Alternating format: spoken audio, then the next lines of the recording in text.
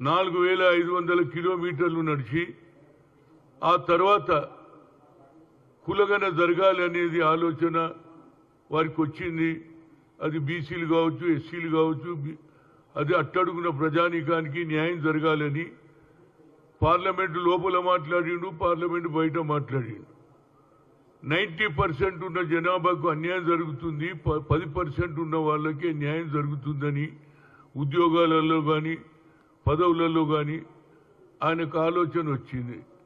అదే ఆలోచనను ఇవాళ మరి ముఖ్యమంత్రి రేవంత్ రెడ్డి గారు ఇవాళ కులగన జరగాలనే ఆలోచనతో అసెంబ్లీలో బిల్లు పెట్టారు. అదేవిధంగా కేబినెట్లో నిర్ణయం తీసుకొని కులగన పూర్తిగా జరిగింది. కొందరికి కొన్ని అపోహలు ఉన్నాయి, దానికి మన ఎవరు ఉత్తమ్ కుమార్ రెడ్డి గారు దానికి జవాబిస్తాడు. ముఖ్యంగా నేను అనేది ఏంటంటే ఆయనకు ఒక మంచి ఆలోచన వచ్చి ఇవాళ సూర్యాపేటలో బీసీ సభ ఏది బీసీల జరిగిన అన్యాయాన్ని మేము న్యాయం చేస్తున్నాం, 42% మేము రిజర్వేషన్ ఇస్తానని కామారెడ్డిలో బీసీ డిక్లరేషన్ చేయడం జరిగింది. ఆ రోజు సిద్ధరామయ్య కూడా వచ్చారు.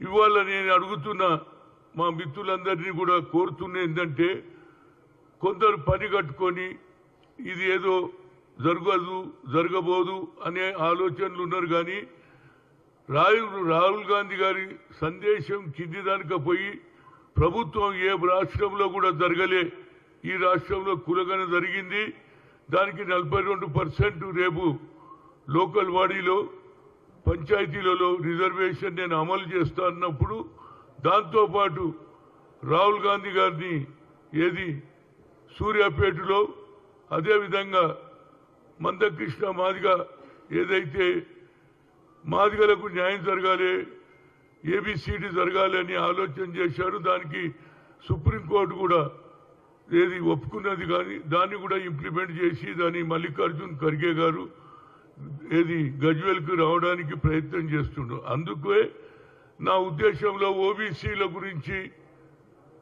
ఈ రాష్ట్రంలో కాదు దేశంలోనే నంబర్ 1 నేను ఇవాళ చెప్పుకోక తప్పుతలేదు. ఎందుకంటే ఆనాడు పివి నరసింహారావు గారు ప్రధానమంత్రి ఉండి నేను పిసిసి అధ్యక్షుడిగా దిగినాక పార్లమెంట్లో ఉండి హనుమంతరావు నువ్వు తప్పనిసరిగా బీసీ మీటింగులు పెట్టాలన్నాడు. సూర్యాపేటలో పెట్టిన, కానీ ఆ రోజులలో విజయభాస్కర్ రెడ్డి గారు ముఖ్యమంత్రి,